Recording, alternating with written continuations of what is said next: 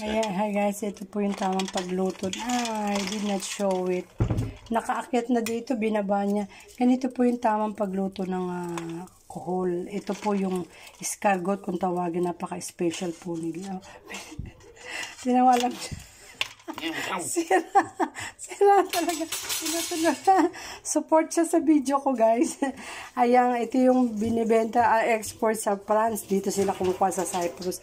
Ganito po yung tamang pagluto. Malamig na tubig muna, tapos paiinitin. Habang umiinit siya, naglalabasan siya. So nga naman, hindi na siya sisip-sipin, di ba? Nakalabas na yung yung kohol mismo. So, ayan. Tapos, pagka patay na sila, hindi na gumagalaw, lalagyan na suka, pasusukahin. Ayan. Ayan po, oh. Gaakyatan, oh. Buhay na buhay.